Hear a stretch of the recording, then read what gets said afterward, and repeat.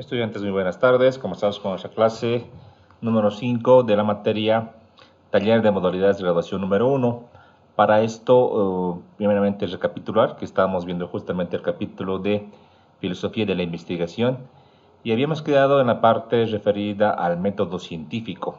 Habíamos explicado qué es el método científico, cuál es el procedimiento establecido para el método científico. Es un proceso no muy largo, pero que tiene mucha utilidad y decíamos, es la manera formal de hacer ciencia, seguir ese procedimiento, ese camino, que además de ser algo muy relevante desde el punto de vista riguroso y formal, conlleva necesariamente a un camino mucho más claro para llegar al objetivo, que en este caso debería ser elaborar una investigación o elaborar una tesis, por ejemplo, para que ustedes se gradúen de ingenieros civiles o tal vez en algún posgrado que vean posteriormente a futuro. Voy a hacer una pregunta para recapitular y para recordar. Voy a la lista de los estudiantes para poder ver. Deme un segundito. Vamos a ver acá de nuestra lista. Por favor, al estudiante Lisette Janco, por favor. Lisette, buenas tardes, ¿me escuchas? Lisette Janco, ¿me escuchas? ¿Podrías activar tu audio, por favor?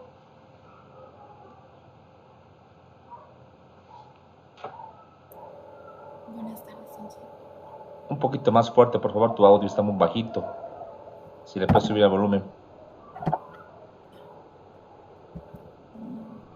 ¿Ahora sí? ¿Se escucha? Muy bajo, te cuento, un poquito más fuerte.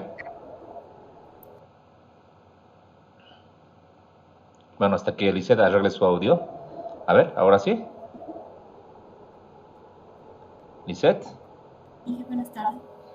Ya, a ver, te voy a hacer una pregunta. De lo que hemos avanzado hasta la anterior clase, quisiese que tú me expliques en palabras sencillas cuál es el método científico. No una definición, sino cuáles son los pasos del método científico.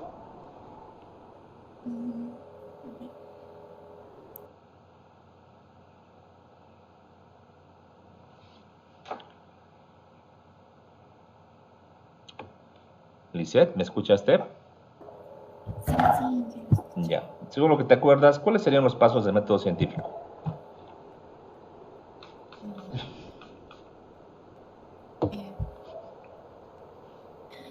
¿O cómo iniciamos una investigación científica? ¿Cuál sería el paso inicial? Para que una investigación científica, bueno, lo que entendí de la anterior clase, para que una investigación científica. Un ratito, por favor, Inge. No te todo está muy bajito, no te escuchamos. Voy a tener que cambiar de persona. A ver, Lucía Franco, por favor. Lucía. Buenas tardes, ingeniero. Buenas tardes, compañeros. Los pasos para una investigación científica serían, primero, plantearse la pregunta, ¿no es cierto?, lo que queremos llegar a obtener. Tal vez un poquito antes, Lucía.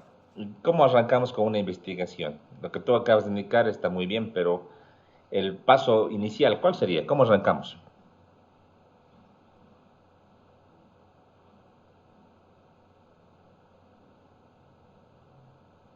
¿O cómo sabrías que hay un problema, por ejemplo?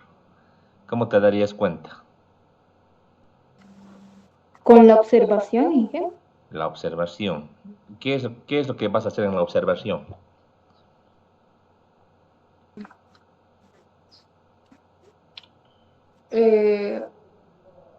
Observar a lo que nos queramos, a lo que estemos investigando, la observación.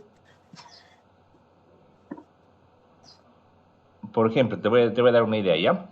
El día de hoy, hace un par de horas atrás, uno de mis colegas, que tiempo que no lo escuchaba, me llama por teléfono y me dice que está haciendo un posgrado y está buscando un tema de tesis para el posgrado, ¿ya? Y me pide algún consejo y en este caso yo le digo, bueno, te voy a dar algunas recomendaciones, yo no te podría dar un tema así nomás, no sale.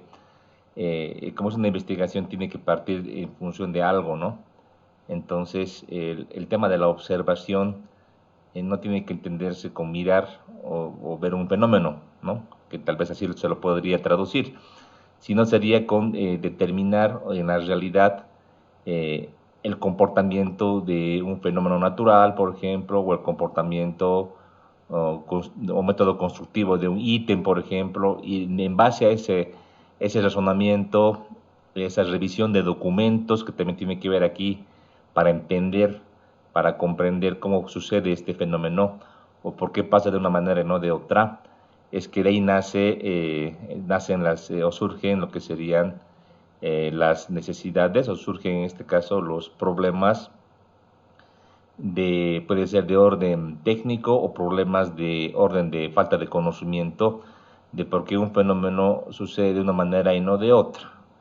Si yo todo lo que te acabo de decir es lo mismo que le he dicho a mi colega. Le he dicho, mira, para poder partir, inicialmente yo te aconsejo que tú partas de algo que te interese, ¿no? De hecho, que es algo que tiene que ser así.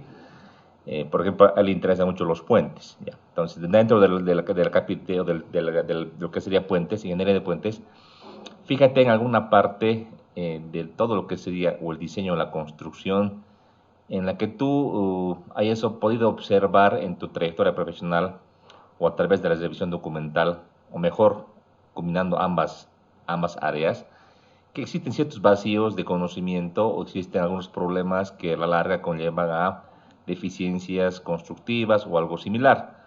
Entonces él me plantea, por ejemplo, el tema de las deformaciones. Él dice, cuando construimos puentes de vigas preesforzadas, lo que pasa es que hacemos cálculos manuales muy simplificados de deformaciones.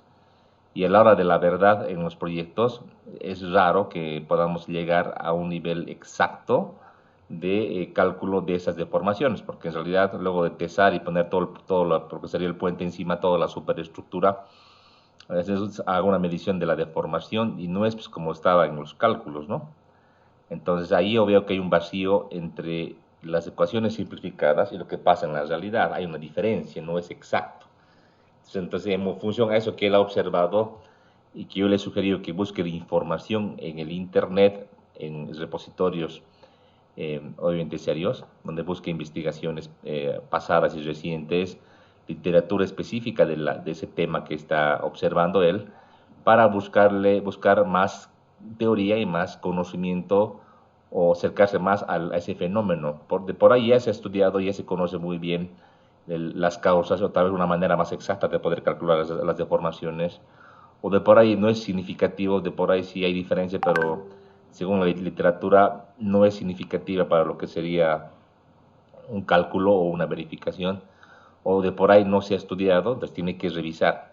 En base a esa observación o revisión documental que se haga, profunda, recién tendría que plantear un problema, ¿verdad? Que es lo que tú decías, como paso inicial hay que plantear un problema, pero claro, para antes de plantear el problema debes conocer, pues, ¿no? Y de ahí viene el término observación, justamente lo que aquí estaba, ¿no? ¿Te acuerdas, Lucía? Decíamos hay que ver la realidad problemática, claro. Esta observación que se hace a través de un proceso de reflexión tiene que ir en el orden de entender cómo funciona, ¿no? Yo, en lo particular, no me animaría, por ejemplo, a querer hacer una investigación científica, supongamos, del área médica o del área mecánica, ¿no? De por ahí yo puedo entender o ver un problema, tal vez lo voy a poder identificar o lo voy a poder analizar de manera muy general, ¿no? Muy superficial, sin entender realmente cuál es el comportamiento, cuál es la realidad más profunda.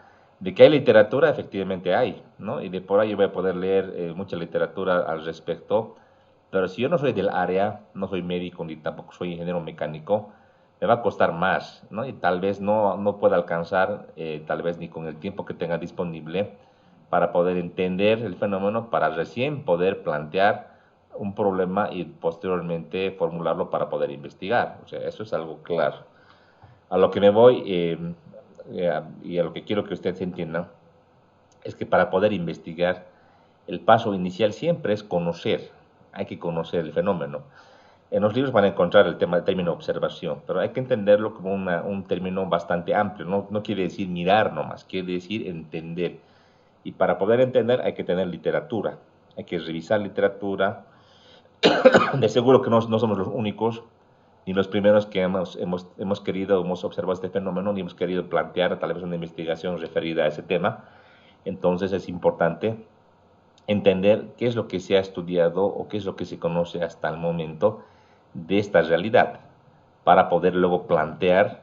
El plantear solamente es describir, es poner antecedentes de este problema, poner antecedentes de por qué es un problema y qué efectos causa en la realidad que estamos observando, y además describir cómo este problema se lo ha vislumbrado a nivel internacional, a nivel nacional, a nivel local, para que al último aterricemos en la pregunta de investigación, algo chiquito, concreto, y que además veremos que debe estar delimitado tanto espacial como temporalmente. Vale decir, no puedo querer yo investigar algo tan general que valga para todo el mundo, porque hemos dicho que la realidad es bien compleja, y en lo general lo que uno hace es particularizar, poner condiciones locales, ¿no? Por ejemplo, yo no creo que pueda mi compañero investigar todos los puentes del mundo, ¿no? Tendrá que delimitar o acotar su investigación, por ejemplo, a lo que sería los valles de Cochabamba, por ejemplo. ¿Por qué? Porque puede que el clima sea influyente a la hora, o la altura sea influyente a la hora de determinar esas deformaciones. Puede que en lugares llanos, como en Santa Cruz, o en lugares muy altos, como el Alto de la Paz o Potosí, las condiciones sean diferentes en el hormigón, y por ende también varíe lo que sería su investigación. O sea que hay que colocar y hay que acotar muy bien, ¿no?, lo que se quiere investigar, ¿no? En base a esto recién entramos a lo que sería formular una hipótesis. Aquí voy a preguntar a otra persona. Vamos a ver. Gracias, Lucía, por la respuesta. Estaba muy bien. Por favor, al universitario Harold Parra. Harold, ¿tienes audio? Sí, buenas tardes, ingeniero. Buenas tardes. A ver, de lo que te acuerdes nomás, ¿qué sería formular una hipótesis?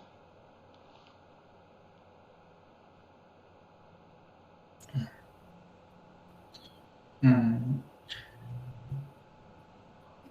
Tratar de dar una respuesta a la observación. Ya, parcialmente está bien. ¿Qué más? ¿Qué crees que sea? A ver, un poquito pensar, razonar. ¿Qué más? Tratar de dar la observación. Tú dijiste tratar de dar una respuesta a la observación. Sí, Yo creo que uno cuando da respuestas les hace alguna pregunta, ¿no? Es como tu examen, digamos, un sí, examen que tú das en la universidad, das respuesta a algunas preguntas, ¿verdad? No a la observación, creo yo, ¿verdad? sí, tal vez un poco confusa en esa parte. Ah, ya. Entonces, formular una hipótesis es dar alguna respuesta a la pregunta de investigación. Como su compañero dice, esta formulación de la posible respuesta puede haber muchas, y va a depender de la redacción de esta posible respuesta, que va a variar todo lo que va a venir adelante. O sea, si yo quiero formular una respuesta bien específica que solucione el problema de una manera muy, muy explicativa, tendré que hacer pues muchas más cosas, muchos más procedimientos, más trabajosos, con más datos, para que yo te dice una respuesta, una verificación, perdón, de esta hipótesis, para que la pueda demostrar. O si por ahí mi hipótesis es un poco más genérica, no es tan específica, por ahí es más descriptiva, entonces la demostración de la hipótesis no va a ser tan compleja, ni tan detallada, ni tan laboriosa. A lo que quiero aterrizar es que hay que ser congruentes. Para una pregunta de investigación pueden haber varias hipótesis, varias. El investigador va a coger una, ¿no?, una posible hipótesis, ¿no? De seguro que se va a apoyar en la observación de la realidad y en la literatura existente, pues, ¿no?, para formular una hipótesis que sea coherente, ¿no? No porque se te venga en gana a ti vas a pensar un poquito internamente, y si a vos te late de que la respuesta es una, porque tú tienes la corazonada, o a vos te parece muy bien, o te gusta, vas a forzar tu investigación. En realidad, la idea es que ustedes sean rigurosos, y eso es basarse en hechos o en datos que van a recabar a medida que van a ir avanzando en este proceso, en esos pasos. La revisión de documentación de literatura es continua, no acaba solamente en la observación. En cada paso vas a tener que seguir revisando información y de por ahí encuentras información nueva y que te es útil para poder apoyar tu investigación. Podrías incluso, perdón, reformular el planteamiento, es decir, ajustar, ir haciendo ajustes para tener una mejor investigación, ¿ya? Otro punto importante, decíamos, ser congruentes en el tema de la elección de la hipótesis y en la redacción. Mientras más profunda sea la respuesta que yo voy a dar a la pregunta, más se va a llevar el trabajo de demostrar esta hipótesis. O sea, si yo quiero tener algo radicalmente espectacular y radicalmente innovador, la demostración tendrá que tener procesos o procedimientos o pasos que van a tener que ser suficientes para poder hacer lo que yo me estoy planteando. Eso es algo bastante interesante. Por ejemplo, yo les decía a mi colega esta mañana, mira, tú quieres investigar algo innovador, ten mucho cuidado en la redacción de la pregunta y de la hipótesis. Porque si la hipótesis te va a obligar a que tú para demostrarla tienes que hacer muchos procedimientos, por ejemplo, ensayos físicos a escala real, probablemente no sea tan fácil desde el punto de vista económico o de tiempo, ¿no? Por ejemplo, ¿ustedes creen que para medir o para plantear una hipótesis o una relación que exista entre la deformación que uno calcula matemáticamente, es decir, con ecuaciones básicas, y algo físico construido, ¿de qué manera se podría hacer? Bueno, de manera lógica, haciendo pruebas de carga, ¿no? Con unos camiones que pasen por ese puente y que sigan todo un proceso para ir calibrando, si se quiere, una medición de deformaciones para contrastar con las ecuaciones básicas, ¿no? Y llevar camiones y llevar equipos para medir deformaciones, así de una manera exacta, no es barato, ¿no? Y yo no creo que además le alcance para una tesis decir, hice la medición de un puente y con un puente voy a comparar la ecuación y para de contar. De seguro que va a tener que tener una muestra de mayor cantidad para decir que lo que va a encontrar es válido para el resto de los puentes que tengan condiciones similares. ¿Se dan cuenta? Entonces va a entrar en un tema ya más físico, ¿no? O más experimental y que ciertamente puede ser más complejo desde un punto de vista logístico, de costo y de tiempo, ¿no? O de por ahí no tiene el equipo necesario. Y eso también ocurre. Alguna vez se plantea alguna investigación, se hace una buena revisión documental, se hace una buena determinación de la realidad, un buen planteamiento de formulación del problema, una buena hipótesis, y lo que pasa es que antes de seguir adelante, el tesista no se fija, ¿no? Que para hacer alguna pericia, para demostrar la hipótesis, se necesita un equipo, o sea, una herramienta específica. Y él, porque le gustó el tema y se anima, él piensa de que, bueno, voy a poder conseguir, ¿no? Acaba de hacer su perfil, pasa a hacer la ejecución de la tesis, siguiendo este proceso y en este caso el perfil o el expediente o el protocolo de investigación que también se llama, y llega al punto en el cual tiene que hacer pues ya la parte física con ese equipo. Va a preguntar a todos los laboratorios de Cochabamba, de La Paz, Santa Cruz y de toda Bolivia y no encuentra. Y le dicen, este equipo no hay en Bolivia, solo hay en Estados Unidos, en Brasil y digamos que en Alemania, no hay más. ¿Será que él va a poder viajar a esos países, pagar esos ensayos con ese equipo? ¿O será que va a poder comprar el equipo para traer a Bolivia? Entonces ahí viene la interrogante. Él se ha planteado un buen tema, ha perdido tiempo en la revisión de mucha información, ha planteado un buen problema de investigación, ha formulado una hipótesis como él le ha parecido mejor, pero lo que no ha hecho bien es, a este momento de formular la hipótesis, verificar si su diseño metodológico del procedimiento que tenía que seguir para demostrar su hipótesis tenía todos los medios, insumos y recursos suficientes para poder hacer la investigación. Si en ese momento al hacer el perfil se daba cuenta de que ese equipo que él necesitaba no estaba disponible en nuestro medio, ahí podía parar y reformular ya sea la hipótesis o hasta la pregunta de investigación para ir a algo que sí pueda hacer, ¿verdad? Pero como él no ha hecho esto, ha seguido hacia adelante, ha llegado a un punto en el cual ha tenido que hacer todo un trámite para que le aprueben el perfil, ejecutar ya parte de la investigación para que se tranque y no pueda continuar con la demostración de su hipótesis. Por tanto, ha perdido tiempo, si bien ha ganado conocimiento, pero no ha podido demostrar, ¿no? Y para eso está justamente también esta materia. A la hora que veamos la parte de diseño metodológico, hay que poner los pies sobre la tierra, hay que revisar, hay que consultar, hay que indagar si tenemos todos los medios, recursos disponibles y la logística para poder demostrar la hipótesis, que en definitiva es lo más importante. Decíamos, contrastar la realidad. Demostrar la hipótesis es contrastar la realidad. Decíamos, la escuela experimental, ¿qué planteaba? Planteaba simplemente justamente esto. Planteaba la ciencia experimental. Vale decir que el gran aporte de Francis Bacon ha sido formular una hipótesis y demostrarla a través de pruebas que sean objetivas. En este caso, experimentación, por ejemplo, que podría ser en una tesis del área de ingeniería, para plantear y para demostrar lo que sería, en este caso, una hipótesis. Entonces, ahí viene, digamos que, lo sustancioso de hacer una buena planificación, ¿no? Obviamente también en este armado del perfil, el tutor tiene que jugar un rol importante. Si bien el tutor no necesariamente es un experto en el área, sería deseable, ¿verdad?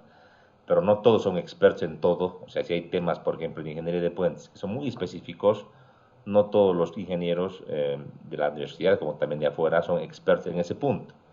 Puede ser un tema bastante innovador, nuevo, novedoso para nuestra ingeniería boliviana, y puede que el que más conozca del tema sea ahora el tesista, ¿no? Y no tanto el tutor. Sin embargo, el tutor, metodológicamente hablando, conoce este procedimiento y tiene pues que hacer las consultas. Tienes este equipo, tienes este medio, insumo, herramienta, instrumento para poder hacer. ¿Estás seguro? A ver, demostrame, tráeme un planteamiento de tu diseño metodológico.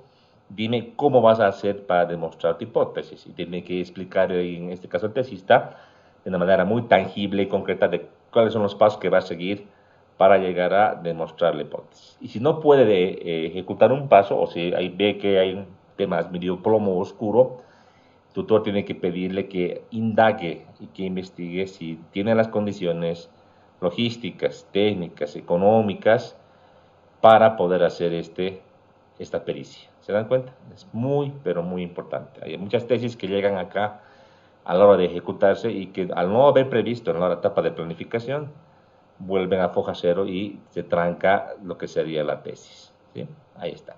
Entonces, método científico, este es el procedimiento que se conoce. ¿Alguna pregunta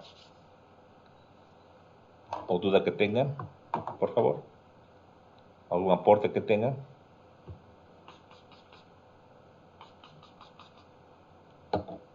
Muy bien. Vamos adelante entonces. Hablemos de hipótesis. Creo que esta parte no la hemos visto todavía. Ya un poquito más específico, porque decíamos del método científico, realmente el corazón es la hipótesis, la parte más sustancial e importante. Decíamos que la hipótesis es un supuesto o proposición. Si hablo de supuesto, tengo que entender que es algo que todavía no se sabe si es verdad. Estoy suponiendo que va a pasar, que es algo que pasa o algo que responde a la pregunta de investigación. Eso es un supuesto o una hipótesis. También se le llama conjetura, pero se la hace en base a datos, en base a la realidad, que obviamente aún no se conoce, pero que yo puedo ya conjeturar o presuponer en base a algún conocimiento previo, algunos datos que yo puedo encontrar en la literatura, o tal vez he hecho algún tipo de prueba básica que me lleve a tener algún dato que me conlleve a plantear esta hipótesis. En este caso, la hipótesis, para que sea una hipótesis que se pueda ejecutar, que sea pues útil, se debe poder contrastar con la realidad, lo que les decía. Si no hay manera de contrastarla, es decir, hacer la verificación de la misma, diríamos que esta hipótesis realmente no es útil para una investigación. En definitiva, tenemos que buscar las pruebas para poder demostrarla. Si una hipótesis no puede ser sometida a verificación empírica, entonces desde el punto de vista científico no tiene validez alguna. Eso de entrada ya se les dice. Entonces, a la hora de que ustedes planteen una hipótesis, tienen que pensar muy bien, ver las bases o en este caso los datos que respaldan esta hipótesis, como también cómo o de qué manera vamos a demostrarla. Algunos ejemplitos, a ver, básicos, si bien hay temas que ya se conocen, solamente se los planteo para que vean que la redacción misma o que vean también que a la hora de plantearse en su momento han sido sujetos de una investigación y en este caso han respondido a alguna pregunta. Por ejemplo, hipótesis 1. La relación agua-cemento influye directamente en la resistencia a la compresión del hormigón o del concreto. Esta sería una redacción típica de hipótesis. La redacción de hipótesis nunca viene como pregunta, viene como una respuesta. Usualmente es bien corta y tangible y tiene algunas variables. Ya para entrar en materia, ¿qué variables tendría esta redacción de hipótesis? Tendría, por ejemplo, la relación agua-cemento, que es una variable. La relación agua-cemento, yo como, digamos, constructor, la puedo hacer variar, ¿verdad? O como investigador, puedo agarrar en un laboratorio y puedo variar. Le puedo colocar más agua o menos agua a una mezcla de hormigón, ¿verdad? Para que varíe la relación agua-cemento. O sea, es una variable. Influye directamente en la resistencia y compresión. Otra variable, la resistencia a la compresión del hormigón. Variable 1, relación agua-cemento. Variable 2, resistencia a la compresión del hormigón. ¿Ya? Según lo que he planteado, la relación es directa. Vale decir, modifico la relación agua-cemento, se modifica la resistencia a la compresión del hormigón. Puede ser para más, puede ser para menos. Eso tenemos que entenderlo, ¿no? Tenemos entonces las variables y yo podría indicar lo siguiente, aquí ya para un poco entrar en materia. Típicamente tenemos dos tipos de variables. Hay la variable dependiente, déjenme aquí escribir. Típicamente tenemos dos tipos de variables. Una es la variable conocida como variable independiente y la otra es la variable dependiente. ¿Cuál es la diferencia de las dos? Pues la independiente es la que el investigador o el que hace la investigación puede manipular para medir su efecto en la variable dependiente. En esta pregunta de investigación, la relación agua-cemento es la variable independiente. La variable dependiente, que es donde influye o que va a cambiar en este caso ante la variación, y es la variable que tenemos que observar o tenemos que medir, será la variable dependiente. La independiente, como dice el nombre, es sujeta a variación por parte del investigador. La dependiente es sujeta a medición por parte del investigador. ¿Sí? Para que la hipótesis sea factible, yo tengo que tener la posibilidad de variar esta relación agua-cemento y de medir esta resistencia a compresión del hormigón. Si tengo esa posibilidad, entonces la hipótesis está bien planteada. Por ejemplo, ¿cómo yo puedo medir la resistencia a compresión del hormigón? ¿Cómo mediría? ¿Con qué herramienta, equipo, instrumento? ¿Cómo medimos? Con una máquina que básicamente comprime la cubeta hasta que reviente y mide la fuerza que se ha aplicado para que falle esta muestra de hormigón. Ya, una prensa, obviamente estandarizada, ¿no? Una prensa que yo puedo medir o que automáticamente puede medir la fuerza que ejerce el equipo sobre nuestra muestra. Obviamente, para poder hacer todo este ensayo, hay que seguir una norma, ¿no? Una norma. No puedo yo hacerlo a mi criterio, no puedo agarrar el equipo y ponerle la prensa o la muestra como yo quiera y decir, bueno, iniciar, ¿no? Hay un rango, por ejemplo, de velocidad que debe calibrarse y debe colocarse en el equipo, tanto de incremento de fuerza o de velocidad de incremento de fuerza. Tiene que estar, por tanto, aplicada una norma. Solamente si hablamos de probetas estandarizadas, la norma que aplica la norma ASTM, que es una norma que estandariza lo que sería los ensayos de probetas de cilindros, ¿ya? Entonces sería el equipo, la prensa. La variable independiente, es decir, la relación agua-cemento, ¿cómo variar? ¿Cómo haríamos variar esto? ¿Cómo hacemos? O más o menos, ¿cómo se hace? A ver. Para diferentes muestras se podría poner distintas masas de agua y de cemento justamente, y en esta parte habría que tener una buena cantidad de muestras para que también no haya mucho ruido, es decir, no haya muchos datos dispersos. Pero se tiene que cambiar las cantidades y medir esas cantidades. Y luego ¿Y ver con qué esas criterio muestras. cambian las cantidades? O sea, digamos, le puedo colocar 1 litro, 1000 litros, ¿cómo hago? Habría que hacer una dosificación para eso. Ya, pero o sea, si la idea es encontrar la relación, o sea, la interferencia o la inferencia, o sea, perdón, la relación entre la agua-cemento, o sea, la influencia de la relación agua-cemento en la resistencia a compresión del hormigón. Si quiero estudiar esto, la variedad, no voy a hacer una dosificación específica. O sea, la idea es hacer variar esto, ¿no? Agua-cemento. Entonces, la pregunta es, tú me dijiste que, bueno, el investigador puede hacer variar o la cantidad de agua que me incorpora a una mezcla. Ya, pero bajo qué criterios hace esto? ¿O tú No cómo habría que harías? definirse unos rangos o cantidades específicas, digamos, Exactamente, para una muestra 1 litro y para la siguiente puede incrementarle unos 10 mililitros y así analizar un rango, pero teniendo o sea, una variación discreta entre esas cantidades. exactamente. Rangos, esa es la palabra clave. Si yo no sé de marco teórico, no conozco, digamos que soy un tipo que no sabe de nada de hormigón cero, soy de la calle, pero me interesa investigar esto. Y si no quiero leer libros ni ver teoría, estos rangos ni los sospecho, ¿no ve? Voy a agarrar y voy a tratar de hacer mezclas a criterio y como tú dices van a salir valores muy dispersos y de por ahí no va a ser útil mi investigación. Hay pues rangos conocidos, ¿no? Y en una construcción no voy a utilizar una relación agua-cemento pues, de 0,3, ¿no? O de 0,2.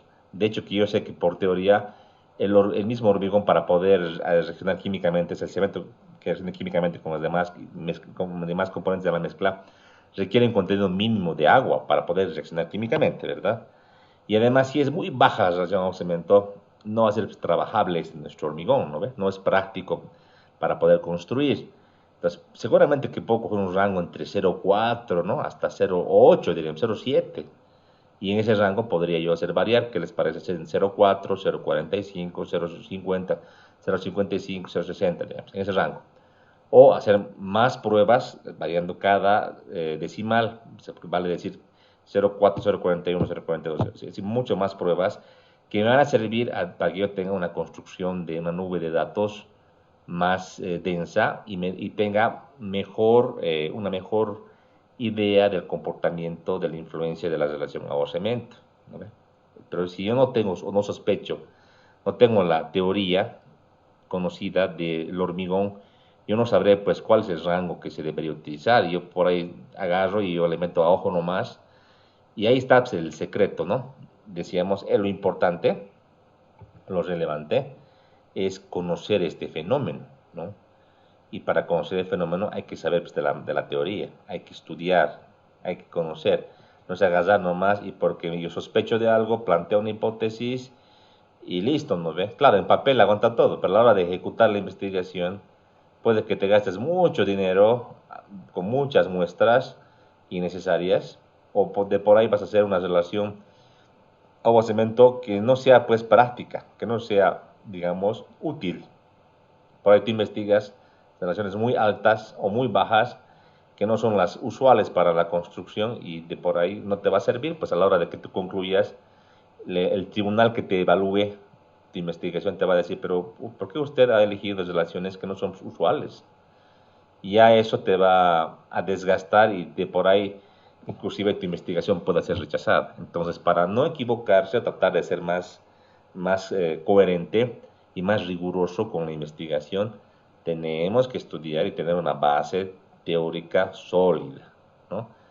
Rangos, de acuerdo a Jiménez Montoya, 2016, que indica que, y ahí pones los rangos usuales de uso de mezclas de hormigón, de acuerdo a ACI 318-2019, de acuerdo a NB 1225-001. O sea, hay que dar una fuente documental en la cual nos podamos apoyar y podamos justificar o sustentar también nuestra investigación. No podemos agarrar, porque yo conozco, porque está en obra, digamos, ¿no? Está bien, pero lo importante también es darle un peso, un respaldo académicamente valioso y sustentable, que solamente es la literatura científica, libros técnicos, normas, códigos, investigaciones, reglamentos, ¿no? Para que le den realce a nuestra investigación, ¿no?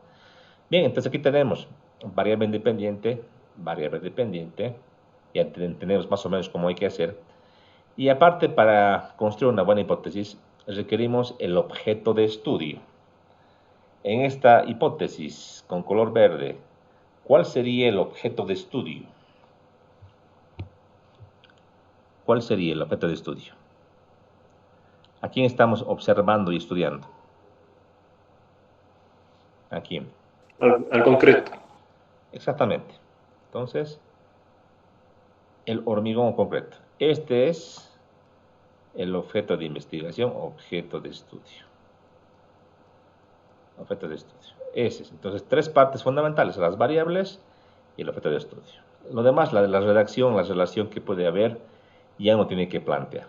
De seguro que el primer investigador que ha visto el tema este del hormigón o del concreto y ha planteado esta relación, ha debido observar, pues, ¿no? Al ver mezclas así más fluidas y mezclas más densas, y al hacer algunas pruebas hasta empíricas, se debe dar cuenta. Y de por ahí había algo de literatura que indicaba, por ejemplo, usar rangos no mayores a cierta cantidad de agua, que ya de por ahí se veía que daba hormigones muy porosos o con problemas de resistencia a corto plazo, algo así.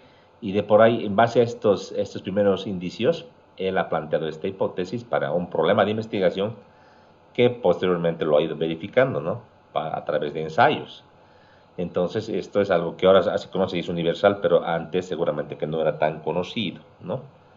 Repito, la redacción es clave aquí, ¿no? Es clave para poder saber, ¿no?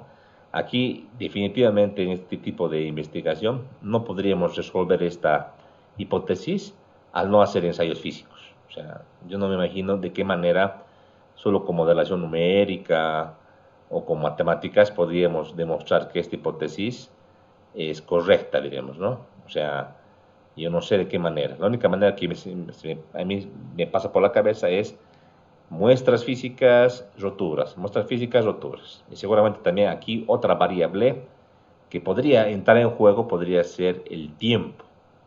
No está redactado, ¿no? No está en la hipótesis, pero de por ahí podría ser importante colocar, por ejemplo, roturas a los 3, 7, 14, 21 días y 28 días para ver la evolución de esta variación de la resistencia. De por ahí a los primeros días es muy notoria esta variación y va decreciendo a medida que pasa el tiempo, o es al revés. Entonces sería importante también, para conocer mejor el fenómeno, no solo ver si aumenta o disminuye, sino de qué manera aumenta o de qué manera disminuye, ¿no? Esto para aplicaciones, por ejemplo, ¿qué les parece en hormigón preesforzado? Ahí tenemos que, por ejemplo, hacer unas vigas que tenemos que pretensar a los primeros días. ¿Por qué? Porque no podemos esperar un mes, porque tenemos que ejecutar el proyecto, el puente.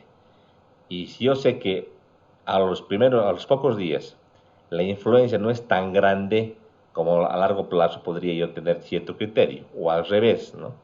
Para tener hormigones que sean más densos o más fluidos, ¿no? Pues tiene ciertamente esto una suerte de aplicaciones. Y ojo, no solamente es resistencia y compresión, ¿no? Es solamente un aspecto de todo esto que se está estudiando, de todo esto que es la realidad, la relación agua-cemento y el hormigón que lo quiero estudiar, o el concreto. Una parte después la resistencia a compresión, otra será la durabilidad, la resistencia a tracción, podría ser también por ejemplo, la resistencia a la carbonatación, u otros aspectos que son importantes respecto al comportamiento del hormigón. Entonces, por ahí un investigador propuso esta hipótesis a un principio, pero otro de ahí puede derivar otro tipo de investigaciones, ¿no? Referidas al mismo hormigón. Entonces, de ahí vienen las ideas, ¿no? Ver alguna investigación, alguna teoría, y tú puedes dar a buscar la vuelta para ver cómo se puede investigar, ¿verdad? Eso es. Otra hipótesis, ejemplo, la adición de fibras de acero aumenta la resistencia a la compresión del hormigón. Voy a hacer una pregunta, por favor me van a responder, ¿ya? En este caso, al universitario Moisés Chiri. Moisés Chiri. ¿Me escuchas, Moisés? Creo que está sin audio su compañero. A ver, a la universitaria Milka Malena Gisbert. Milka, buenas tardes. Buenas tardes, ingeniero. A ver, gracias por responder. De la segunda hipótesis, que está con color negro, quisiera que nos indiques cuál es para ti la variable dependiente, la variable independiente y el objeto de estudio. La variable independiente sería la adición de fibras de acero. ¿Por Y qué? la dependiente porque de eso depende que podamos ver la resistencia a la compresión del hormigón. Ya. De eso depende. Ya, pero yo podría decir, porque el investigador puede hacer variar en más o en menos. Sí. Sí. Por lo que conoces tú, la adición de fibras de acero, ¿cómo se la hace? ¿En yardas, en decímetros, en toneladas? ¿Cómo se hace? ¿O cómo crees que se hace?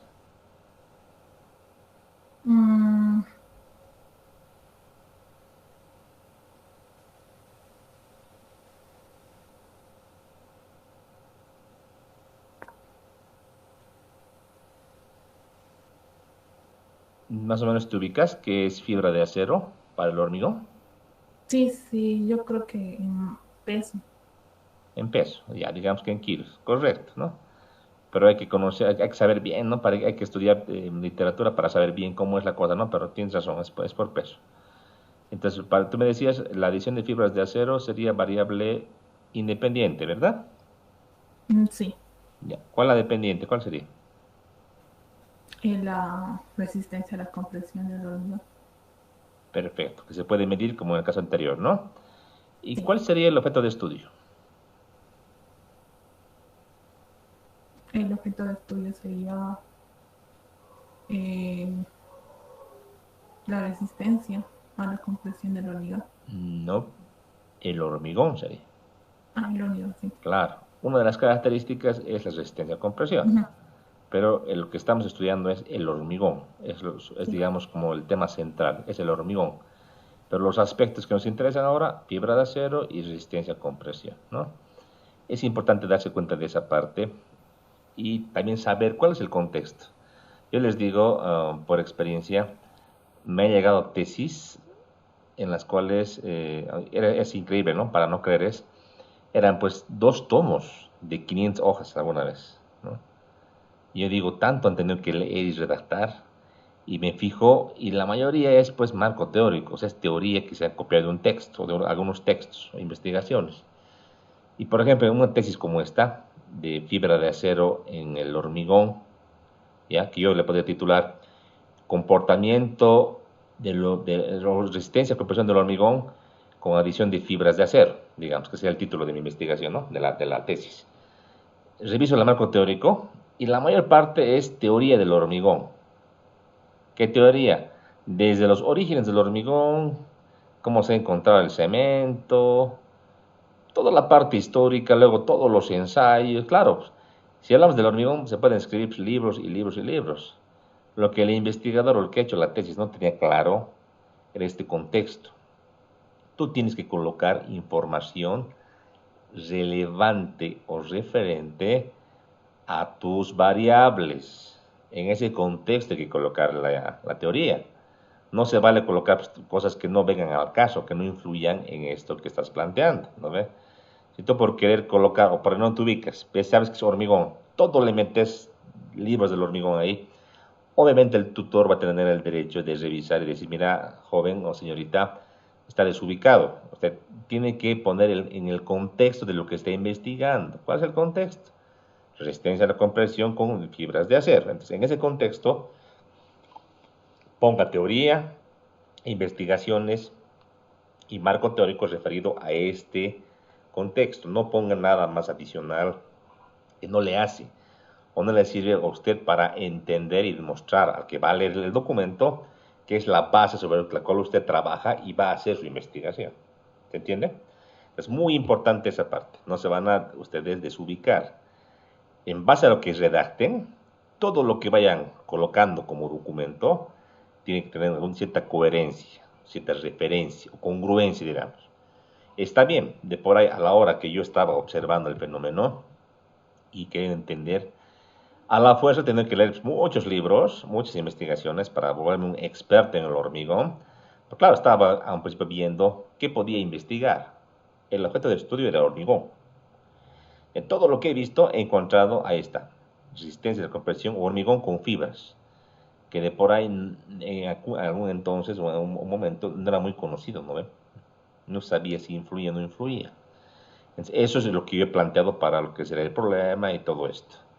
Pero por más que yo he leído muchos libros del hormigón en general, lo que debo colocar como marco teórico en mi tesis no es todo esto, sino una referencia que respalde a lo que estoy planteando, en este caso hormigón con fibras de acero. Así tiene que entenderse. Y por favor, las tesis de muchas hojas, el error común es ese, meten teoría por meter. Tienen que meter teoría en función a lo que ustedes están planteando hacer. Tienen que ser coherentes. ¿Ya? Eso es. Bien, vamos con la tercera hipótesis. Para esto voy a invitar al universitario Paolo Quiroga, Paolo Antonio Quiroga. Paolo, ¿estás en línea?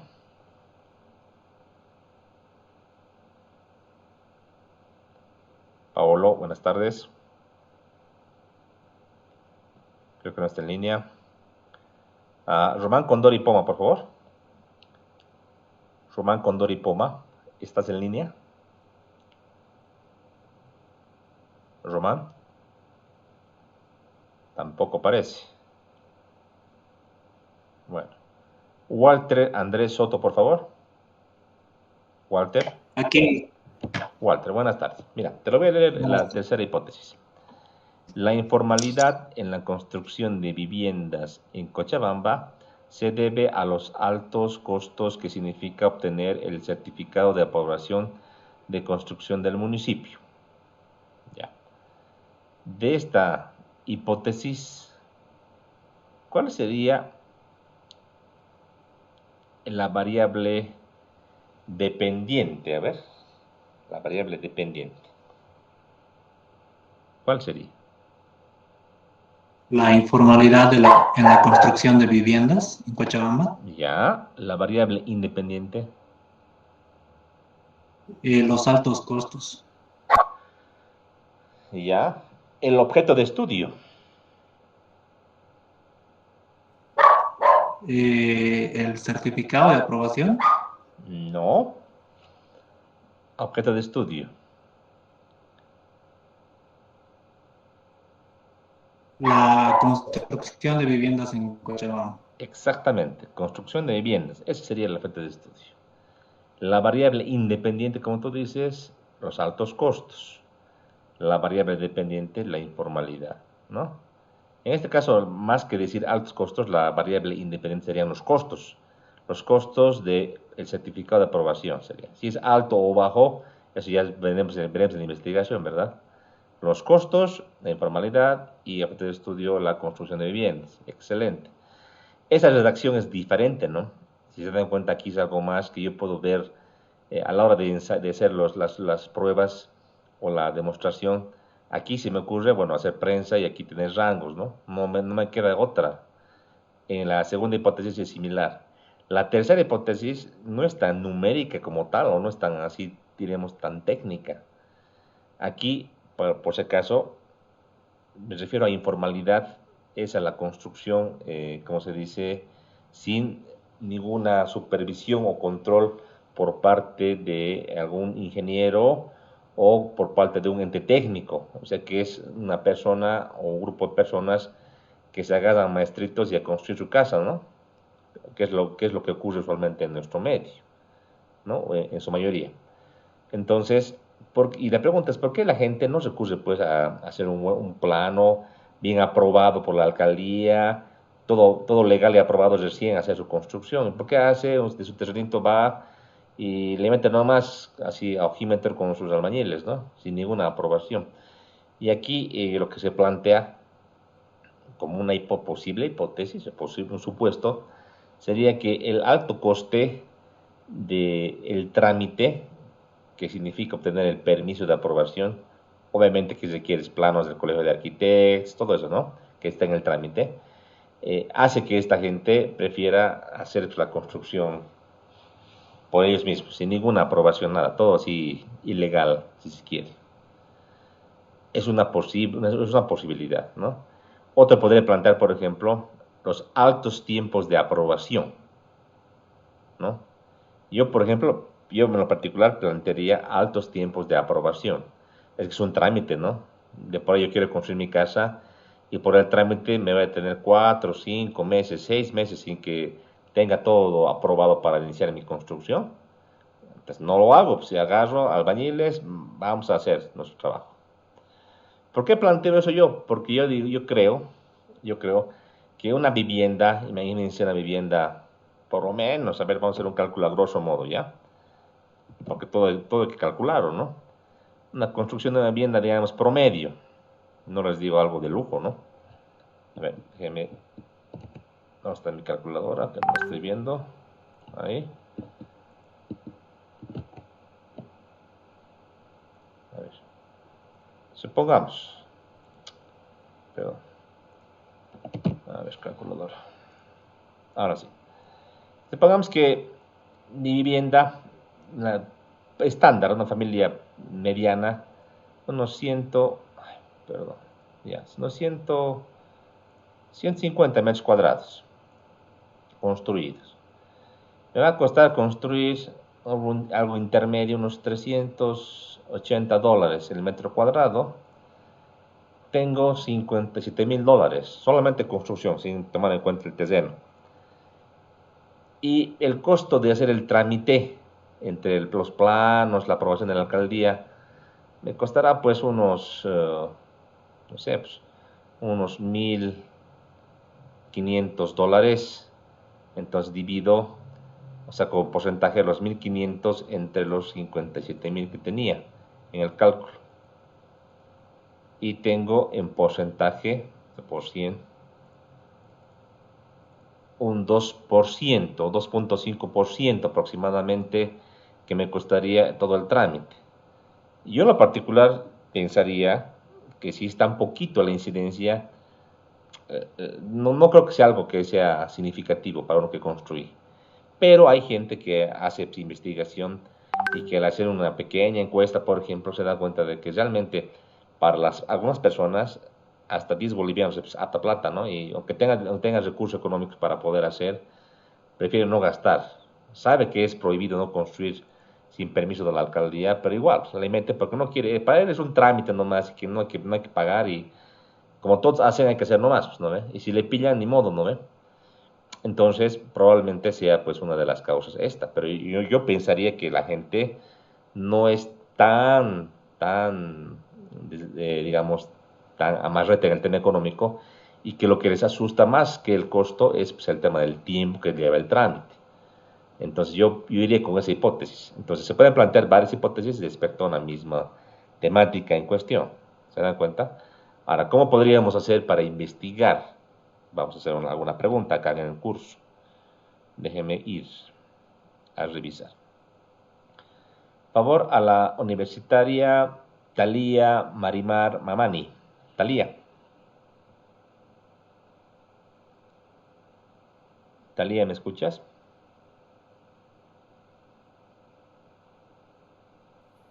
Sí, ¿me escuchan?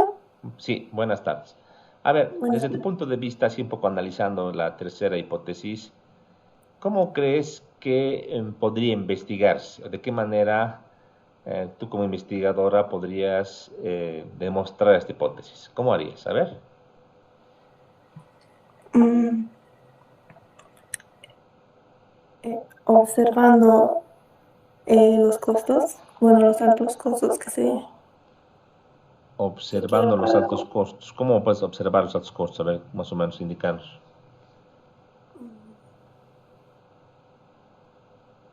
¿Cómo sería?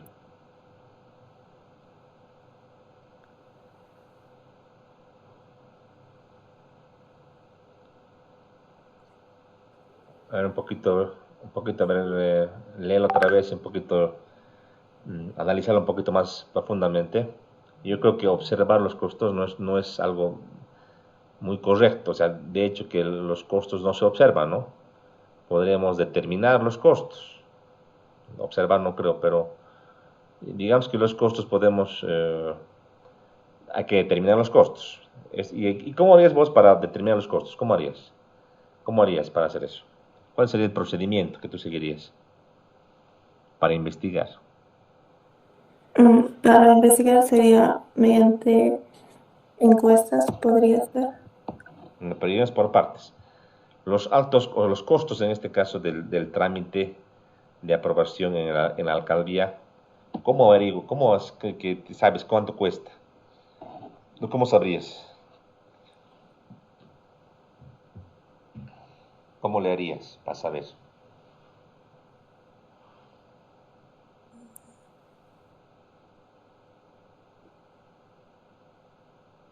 A ver, yo te voy a ayudar ahí, te colaboro.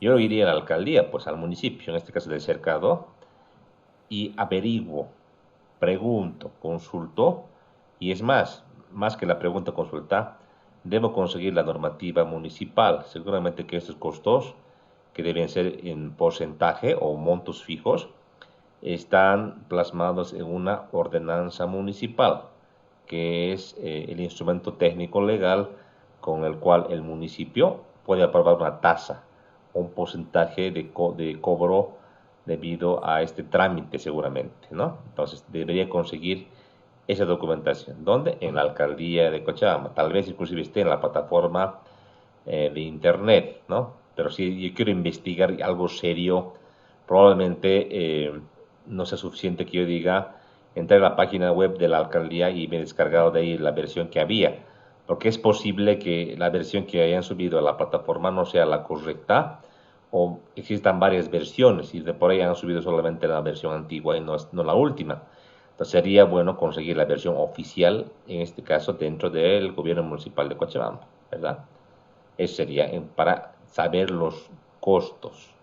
Ahora, para saber el por qué la gente hace la famosa autoconstrucción informal sin ningún trámite o papel, ¿cómo tú harías?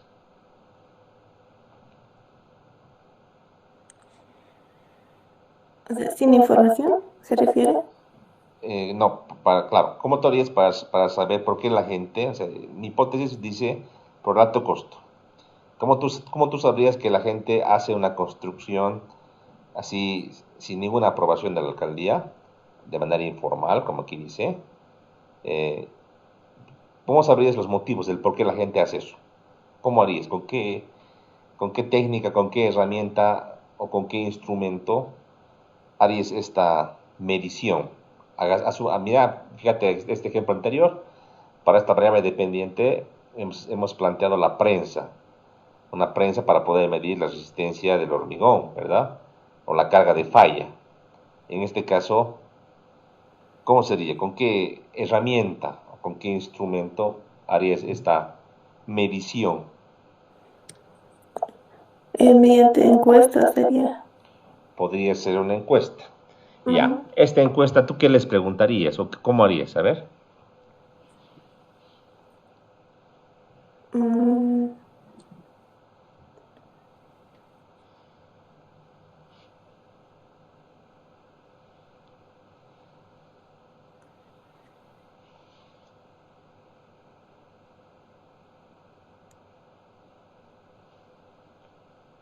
poquito complicado, ¿no? O sea, Ujú. está bien lo que te has planteado. O sea, haríamos una encuesta, es una técnica, ¿no? O sea, haremos una encuesta. Ahora, el instrumento que sería en este caso ya el formulario de la encuesta para hacer las preguntas a estas personas o a estos propietarios de viviendas, habría que diseñar, ¿no? No cualquier encuesta sirve, ¿no? Habría que diseñar en base de encontrar las posibles respuestas, ¿no? Seguramente que yo tal vez podría pensar en hacer una encuesta abierta, o sea, lo que se llama cuestionario, pero de por ahí no va a servir porque por ahí las personas no van a querer decir pues por el costo, hasta tal vez de vergüenza, ¿no? Y tal vez sea mejor que yo haga una encuesta cesada, que tenga preguntas ya con opciones para que elijan, digamos, tiempo, alto costo, no sé, pues, digamos, el desconocimiento, etcétera, ¿no? Y que ya ellos vayan eligiendo la opción, podría ser, ¿les parece? Y la idea es que a la hora de diseñar este instrumento, ya para llevarlo a la práctica, no es de la noche a la mañana, hay que elaborarlo, hay que revisarlo, incluso se hacen pruebas piloto, o sea, y se hacen unas pruebas en un pequeño grupo de la población para revisar qué es lo que responde y en base a las respuestas captar o la tendencia o captar realmente si estas respuestas son de utilidad para tu investigación. De por ahí no. Entonces tú tienes que reformular este instrumento para que te dé o te pueda dotar de datos que sean relevantes para tu investigación. No te digo que lo fuerces para que ellos sí o sí te digan costo. No, porque no sería investigación científica, eso sería cualquier cosa, ¿verdad?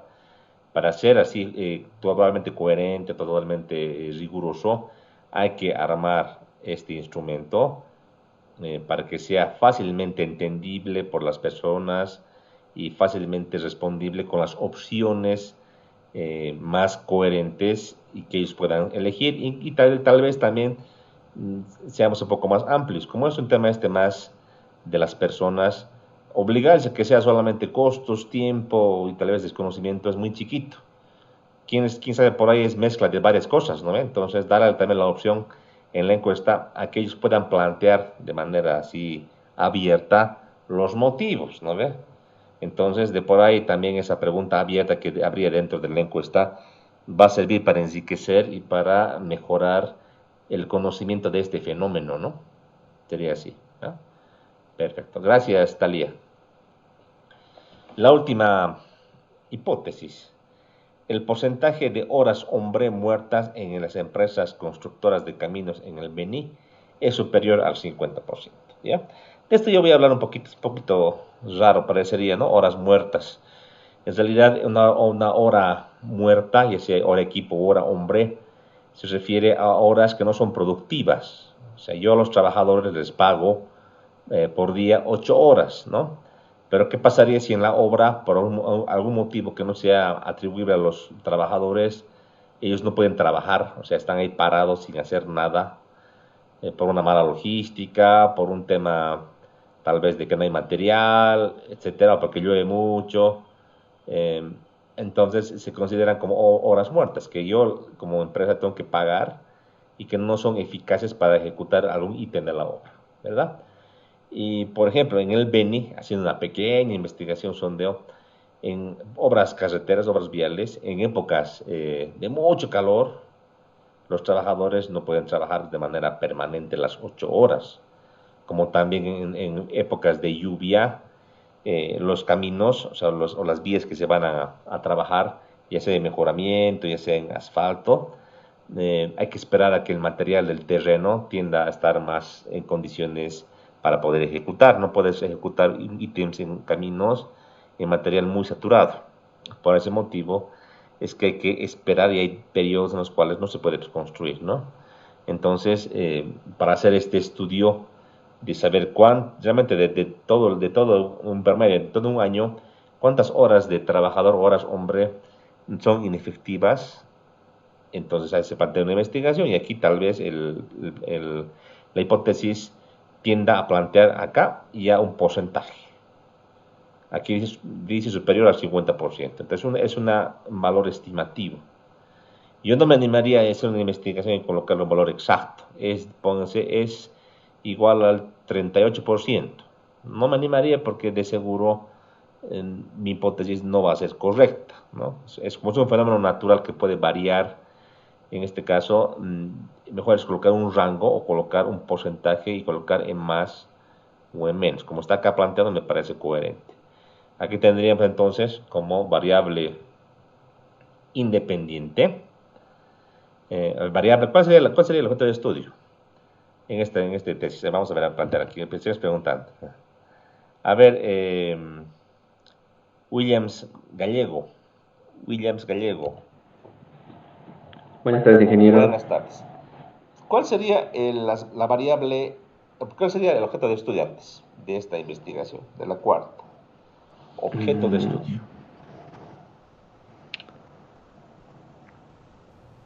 El porcentaje de horas muertas. ¿El objeto de estudio?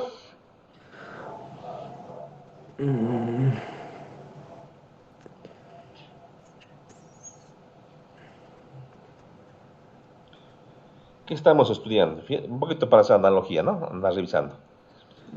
Aquí el hormigón, aquí la construcción de viviendas. Aquí ¿qué estamos estudiando? ¿A quiénes o a qué objeto? ¿A la constructora? Exactamente. A las empresas constructoras de caminos en el Beni. Esos son nuestro objeto de estudio, al que vamos a estudiar, ¿no? Serán 10, serán 20 empresas, hay que investigar, pero son a los que vamos a investigar, ¿ya? Variable independiente, ¿cuál sería?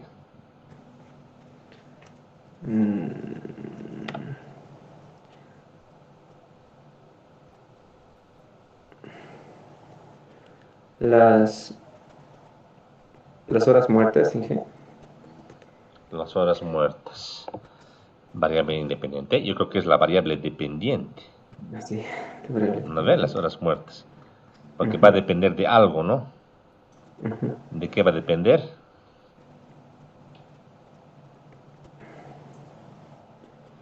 Aquí en la redacción no está tan claro, ¿no ves? ¿Cuál es la variable independiente? ¿Cuál sería acá la variable independiente en esta redacción de hipótesis? ¿Cuál sería?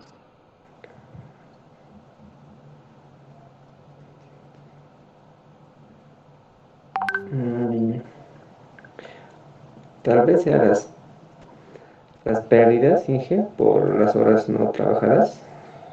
Yo creo que la redacción, o sea, como la redacción está un poquito, no tiene específicamente este término, yo podría decir las condiciones de ejecución de obras viales en el Beni. Sería la variable independiente. Porque en base a esas condiciones, puede ser, como os decía, ¿no? Lluvias, intenso calor, falta de agregados, que es otro problema que hay en el Beni. Podríamos decir, en base a esos preceptos, que no están redactados acá, evidentemente, eso influye en el porcentaje de horas hombre muertas que existe. Variable independiente, las condiciones locales que hay en el Beni. Pues, esas condiciones influyen en este porcentaje, pues, ¿no?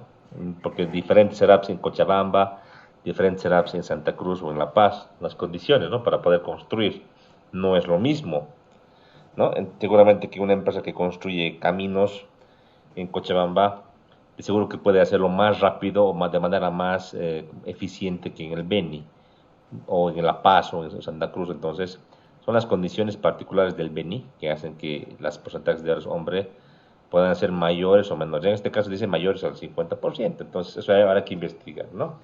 No es tan claro aquí como en los anteriores ejemplos, pero tiene ese entendimiento, ¿no? Que sería justamente las condiciones que existen en el Beni para las empresas o para la construcción de caminos, ¿no? Que no debe ser igual en la construcción de casas o de edificios, ¿no? Es particularmente esto en los caminos. Muy bien, gracias. Muy bien. Dentro ahora de las hipótesis, vamos a ver un capítulo por si acaso, solamente me estoy adelantando, ¿ya?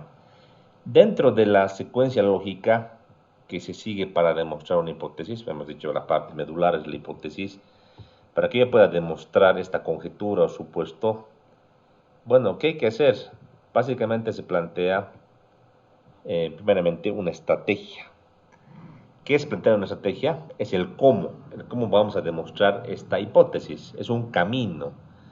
Pueden haber varias estrategias, ¿no? Hay que elegir la más conveniente, una combinación de ellas, ¿no? Seguramente que con un solo instrumento o una sola herramienta, difícilmente vamos a demostrar una hipótesis, ¿no? Por ahí requiere una combinación de herramientas o instrumentos para demostrar la misma. Plantear la estrategia o estrategias, vamos a tener que hacer lo que se conoce como operacionalización de las variables. Es lo que hablábamos con su compañero, ¿se acuerdan? Cuando les decía en el tema de las variables, en el tema de la relación agua-cemento, ¿cómo sé los rangos? O cómo sé que la fibra de acero, esta variable que es independiente, se mide en kilos, o en libras, o cómo, metro cúbico, ¿cómo? Entonces tenemos que colocar las variables, usualmente si son complejas se las subdivide en subvariables, y se las tenemos que colocar en términos de indicadores. ¿Qué indicadores son los que yo estoy buscando a la hora de definir mis variables, ¿no? Por ejemplo, si hablo de las fibras de acero, probablemente yo tengo que determinar o tengo que colocar como indicadores el tipo de fibra, ¿no? Tal vez el largo de fibra, el ancho de fibra o el diámetro de la fibra, la forma de la fibra sea importante. Porque si bien aquí en esta hipótesis he hablado de fibra de acero, esto es muy general. Si hay varios tipos de fibra de acero, entonces yo podré colocar como subvariables la forma de la fibra, el largo de la fibra, el tamaño, el diámetro de la fibra. Ahora como indicadores podré colocar pues en cuántos kilos va a entrar esta fibra. Y hay que investigar, hay que leer, hay que revisar literatura. ¿Cómo haríamos para meter la fibra? Porque en un metro cúbico de hormigón tenemos cemento, arena, grava, agua, ¿no ve? Ahora, ¿cómo hago para meter esta fibra? Si meto la fibra, algo debo sacar, ¿no ve? Seguramente será pues, la arena que yo voy a reemplazar en vez de esta fibra. Si meto la fibra, ¿en qué proporciones? ¿En cuánto por ciento? ¿Poder colocar en un 100%?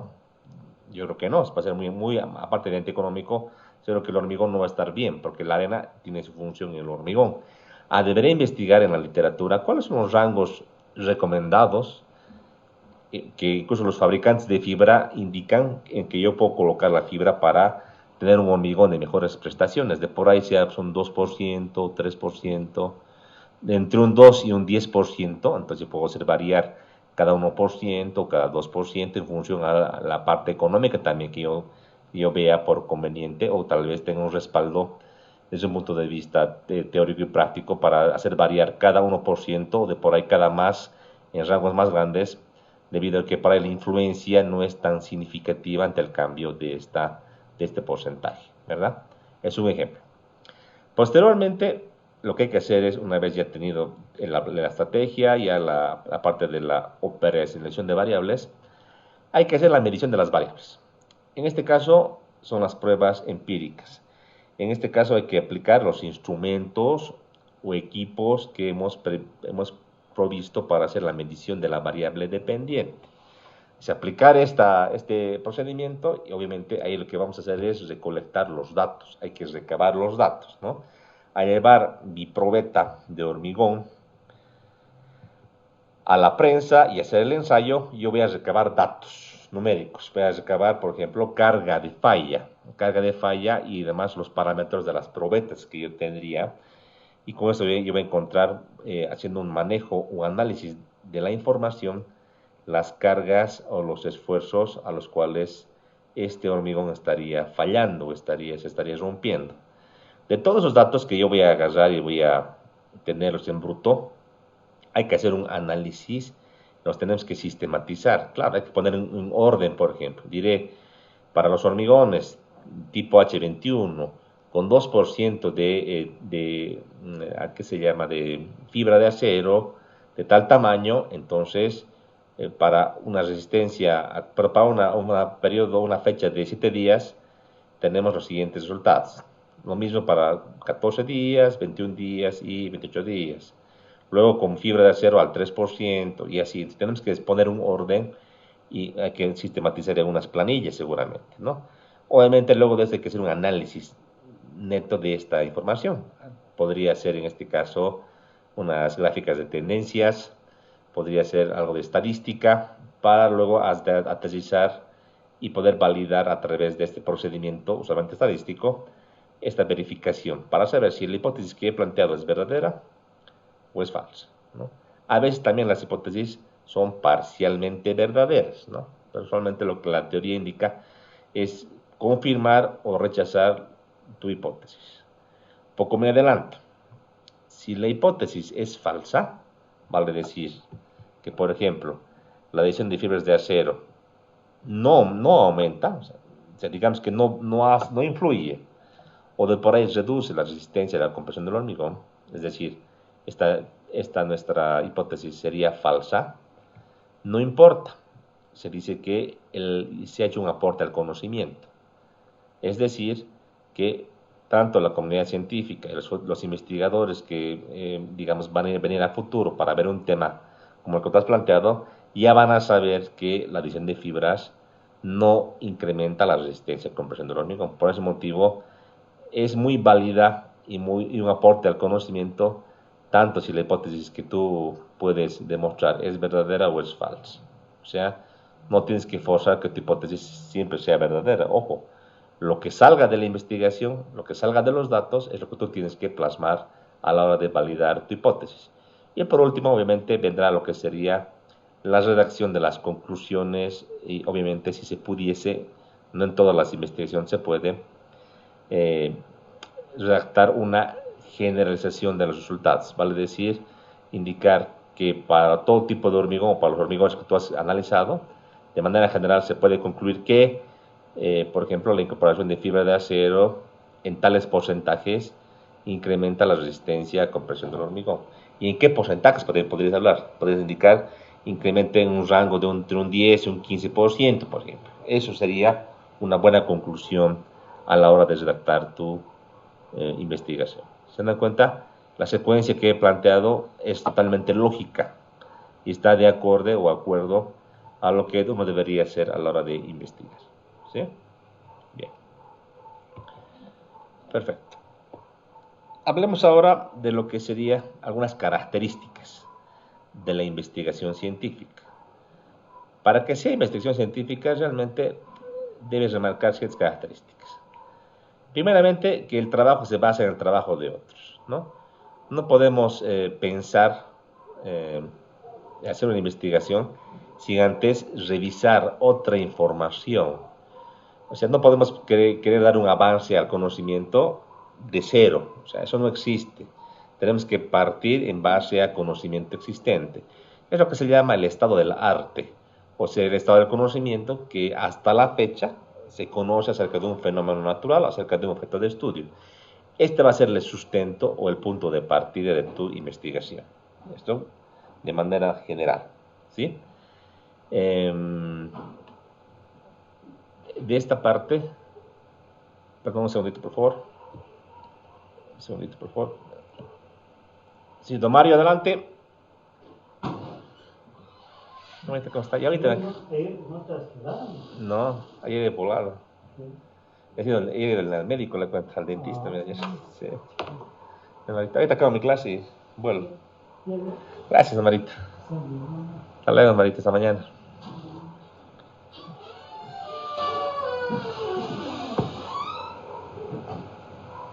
Como decía, basarse en investigaciones relevantes con el conocimiento de la situación de un objeto de estudio, de un fenómeno o de un problema, es el punto de partida de cualquier investigación. Es sumamente importante, ¿no? 2, que tu investigación se pueda repetir o pueda repetirse, ¿no? En definitiva, si un experimento se hace bajo ciertas condiciones, en una fecha determinada, este mismo experimento debería poder repetirse en el futuro, incluso bajo otras condiciones.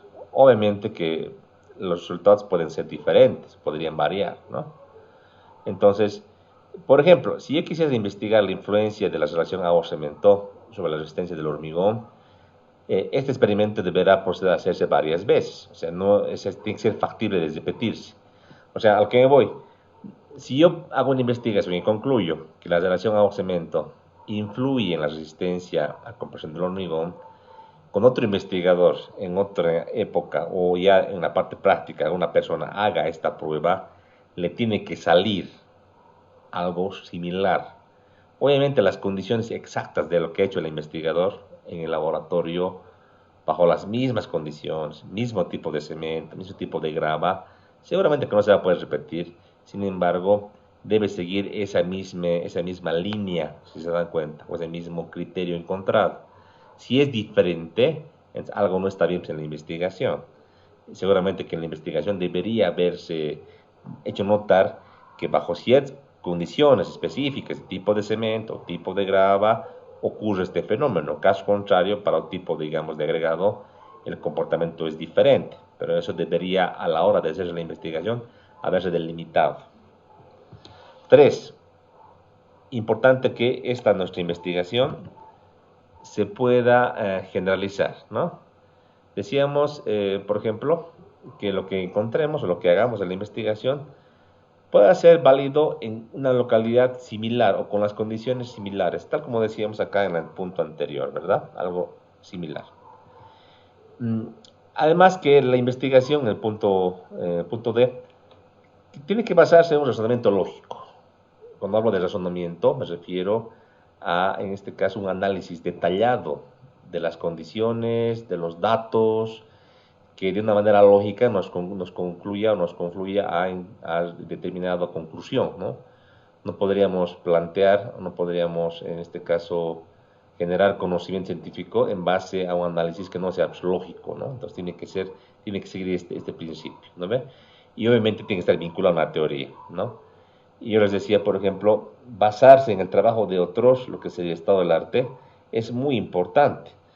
Como también es importante a la hora de, por ejemplo, analizar los datos o resultados, en el punto, por ejemplo, de estas conclusiones o aquí en análisis, con todos los datos es bueno agarrar y basarse en otras investigaciones. O qué dicen otros autores que nos pueden apoyar a la hora de hacer la redacción de nuestra validación de la hipótesis o de las conclusiones que hagamos, o de por ahí si encontramos algo diferente, vamos a poder discutir en base a tales investigaciones. Se concluye que, sin embargo, en esta investigación se ha modificado, se ha verificado, pues, digamos, un tipo de fibra diferente y se ha llegado a la siguiente conclusión. Vale la pena siempre basarse o apoyarse en trabajos anteriores, en investigaciones anteriores. Obviamente no todo es pues material de alto nivel sobre el cual te puedas sustentar. Por ejemplo, hablar de Wikipedia o hablar de otras fuentes no muy confiables no es bueno, ¿no?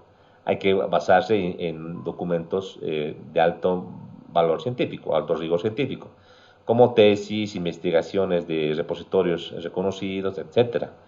Es importante pues que una investigación científica siempre tiene que estar, en este caso, amparada o basarse en teorías existentes. Por más de que tus resultados den o vayan por otro lado, es bueno hasta para la discusión, ver en qué condiciones hizo una investigación, un grupo de investigadores o un investigador, y bajo tus condiciones, qué es lo que ha cambiado. O de por ahí tú has llenado algunos vacíos en este conocimiento que se tenía acerca de un fenómeno, ¿no? Es importantísimo. ¿Qué se puede hacer? Obviamente, o sea que evidentemente que la investigación como tal puede ejecutarse, ¿no?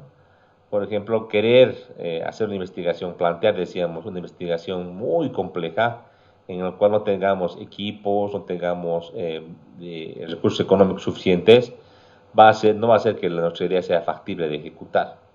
Entonces, a un principio eso pasa, ¿no?, con los investigadores más jóvenes, que plantean temas muy interesantes, pero a la hora de buscar las maneras de poder investigar, nos encontramos de que es muy complejo, muy difícil, ¿no? O no hay los medios para poder hacer. En este caso hay que tratar siempre de alcanzar y de acotar la investigación para que se pueda hacer, pues, para que sea investigación científica. No valdría avanzar en la investigación y llegar a un punto en el cual no tengamos los medios, los recursos y ya podamos dejar la investigación a medias, ¿no? Esto es sumamente importante. F. La investigación científica siempre genera nuevas preguntas y es de naturaleza cíclica. Esto quiere decir que a la hora de investigar y al analizar los datos, por ejemplo, para validar la hipótesis, no solamente vamos a ver el fenómeno de manera lineal. Puede ser que a la hora de encontrar los datos, en este caso, plantear los experimentos, si en el caso del hormigón, por ejemplo, vamos a ver que no solamente es pues, la fibra y tal vez la resistencia a compresión, que hay otras variables que influyen en el fenómeno, que puede ser el tipo de grava, las de llamado cemento, la temperatura y otras variables que son variables inherentes a ese hormigón, pero que yo para hacer una investigación más acotada voy a tomar como constante. De por ahí yo voy a investigar solamente hormigones con gravas de un tamaño específico o de un rango de tamaños que sean agregados de río, por ejemplo, y no sean de canto o no sean chancados, por ejemplo, o que tengan un cemento Portland IP30 y no así un cemento Portland IP40 u otro. Entonces la investigación va a generar pues que otros investigadores puedan agarrar mi investigación y de por ahí dar el paso siguiente, que sería agarrar otro tipo de agregados, otro tipo de cementos o en condiciones un poco diferentes o particulares para ampliar el conocimiento.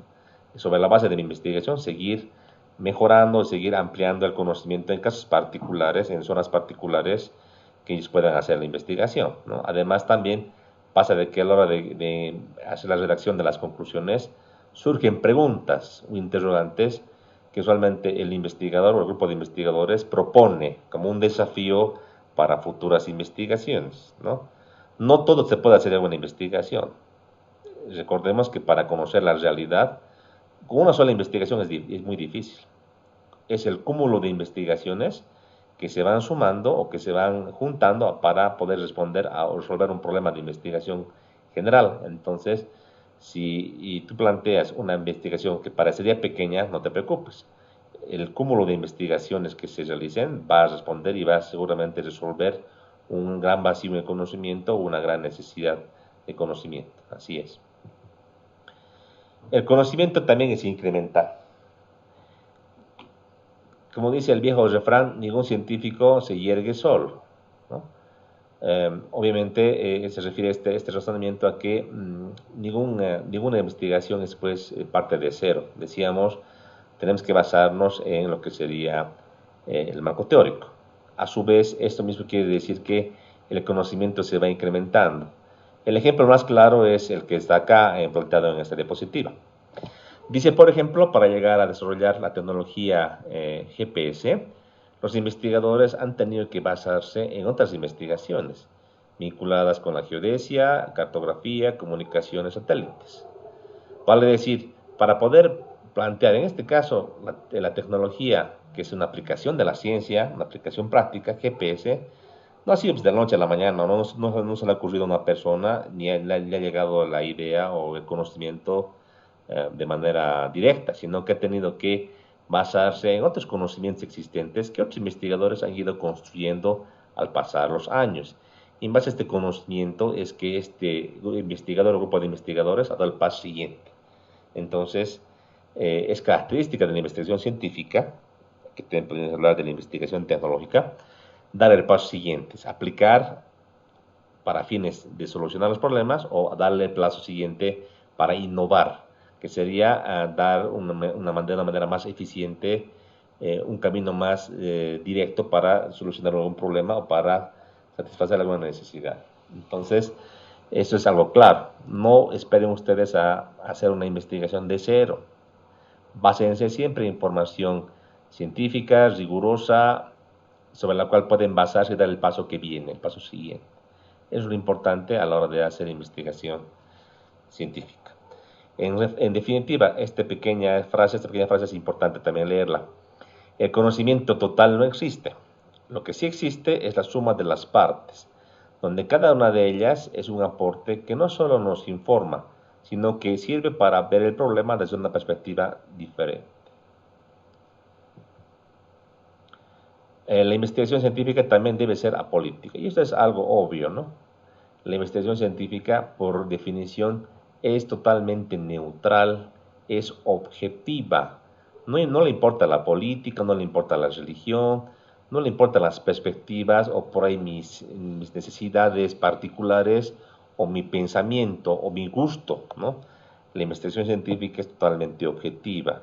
Lo que los datos arrojen o lo que tú tengas que hacer, los procedimientos que tengas que aplicar para buscar la información, buscar el conocimiento, por más que no te guste o algún procedimiento o alguna respuesta, algún dato que salga de lo que sería la investigación, por obligación ética del investigador, debe ser tomada en cuenta, tal como viene, sin ningún maquillaje, sin ningún ajuste o modificación. En definitiva, hacer conocimiento es hacer o aplicar de manera rigurosa técnicas, instrumentos y métodos para recabar datos, analizarlos y concluir de una manera totalmente neutral y objetiva, libre de presiones, subjetividades, todo con el afán de llegar al conocimiento y llegar a la verdad. ¿Sí? Muy bien. Esto sería en cuanto a las características y a la metodología de investigación científica. Hemos visto el método científico el día de hoy, creo que ha sido bastante redundante. Me ha gustado mucho la participación de ustedes en cuanto a lo que sería, por ejemplo, las hipótesis que hemos planteado. Ha sido interesante ya un poquito poder aterrizar en estos temas que son de mucho interés, ¿no? Para entender mejor esta parte de lo que sería de investigación, ¿sí? En cuanto al tipo de investigación, esta parte ya la vimos, ¿no? La investigación básica, pura y aplicada, esto ya hemos visto en las anteriores clases. Me gustaría ya entrar a lo que sería tipos de investigación, pero estamos ya sobre la hora. Estamos ya en hora para poder acabar la clase. Lo que nos quedaría simplemente sería, para la clase siguiente, hacer una pequeña tareita que les voy a pedir. Yo quisiera que, por favor, ustedes investiguen de manera individual, por favor. Les voy a preguntar algunos términos. Aquí voy a volver atrás a un principio de nuestras diapositivas para poder hacerles esta pregunta. Yo quiero que investiguen término de tecnología y el término innovación. Ya hoy día hemos hablado un poquito, ¿no? Es más, yo les podría ya indicar, y estamos un poquito más en el orden ya de entenderlo mejor. Tecnología es como la aplicación de la ciencia. Ciencia es conocimiento.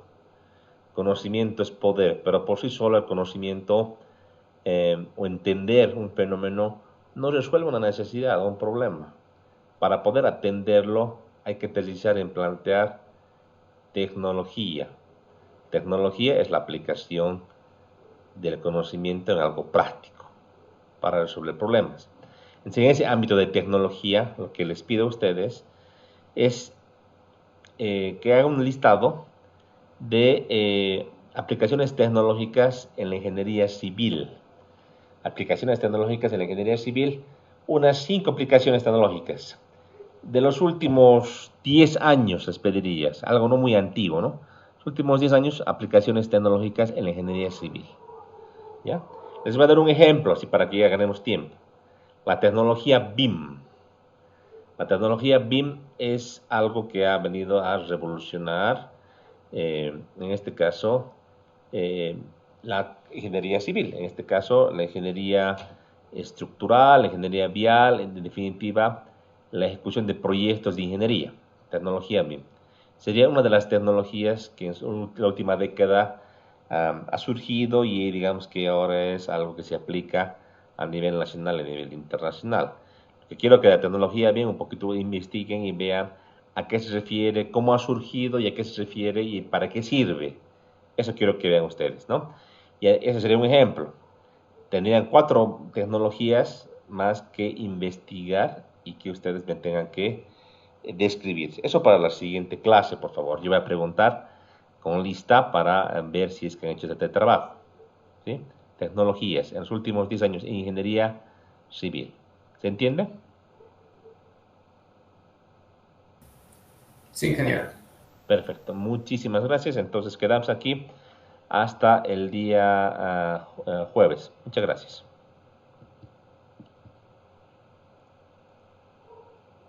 Hasta luego. Gracias, chicos. Hasta el jueves. Hasta luego. Hasta luego, ingeniero. Gracias. Hasta luego. Buenas tardes, chicos. Hasta luego.